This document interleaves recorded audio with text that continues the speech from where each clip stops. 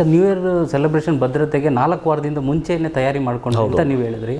So ಈ 4 ವಾರದಿಂದ ಕಳೆದ ವಾರದಿಂದ ಈ ಡ್ರಗ್ಸ್ ಫ್ಯಾಕ್ಟ್ರಿ ಅನ್ನೋದು ಜಾಸ್ತಿ ಸದ್ದು ಮಾಡ್ತಾ ಇದೆ ಸರ್.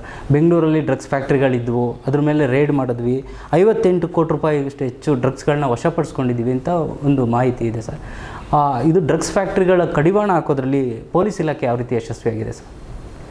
ಫಸ್ಟ್ ಆಫ್ ಆಲ್ ನಿಮ್ಮ ಮಾಹಿತಿ ತಪ್ಪಿದೆ. ಯಾವುದು ಡ್ರಗ್ಸ್ ಫ್ಯಾಕ್ಟ್ರಿ ಇಲ್ಲ, ನಾನು ಮೊನ್ನೆ ನಮ್ಮ ಸಿಟಿ ಪೊಲೀಸ್ ಕಡೆಯಿಂದ ಒಂದು ಸ್ಪಷ್ಟೀಕರಣ ಕೊಟ್ಟಿದ್ದೀವಿ, ಪ್ರೆಸ್ ನೋಟ್. ಅದರಲ್ಲಿ ಕ್ಲಿಯರ್ ಕಟ್ ಇದೆ, ಯಾವುದು ಡ್ರಗ್ಸ್ ಫ್ಯಾಕ್ಟ್ರಿ ಇಲ್ಲ. 50 ಕೋಟಿ 58 ಕೋಟಿ ಇರಲಿ, ಇದು ಯಾವುದು 50 ಕೋಟಿದು ಯಾವುದು ಡ್ರಗ್ಸ್ ಸೀಸ್ ಆಗಿಲ್ಲ.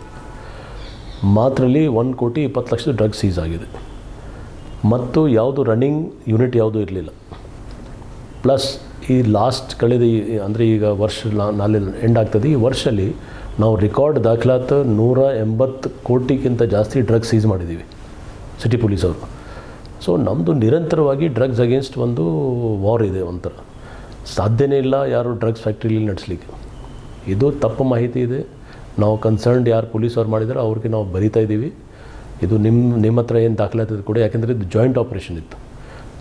ನಮ್ಮ ಪೊಲೀಸವ್ರು ಅವರು ಇದ್ದರು. ನಮ್ಮ ಪೊಲೀಸ್ ಅವ್ರದ್ದು ದಾಖಲಾತಿ ಪ್ರಕಾರ 1 ಕೋಟಿ 20 ಲಕ್ಷ ಅಂದಾಜು ಇದೆ. ಒಂದು 17 ಲೀಟರ್ ಒಂದು ಕೆಮಿಕಲ್ ಸಿಕ್ಕಿದೆ. ಆ ಕೆಮಿಕಲ್ದು ಮಾರ್ಕೆಟ್ ರೇಟೇ ಇರೋದು ಪರ್ ಲೀಟರ್ 2,500. ಸೊ ಎಲ್ಲಿಂದ 58 ಕೋಟಿ ಬಂದಿದೆ? ಬ್ಯಾಂಗ್ಳೂರು ಸಿಟಿಯಲ್ಲಿ ಸಿಕ್ಕಿಲ್ಲ. ನಾನು ಇನ್ನು ಡಿನೈ ಮಾಡ್ತೀನಿ. ಮತ್ತೆ ಆಲ್ರೆಡಿ ಇದರ ಬಗ್ಗೆ ಸ್ಪಷ್ಟೀಕರಣ ಕೊಟ್ಟಿದ್ದೆ.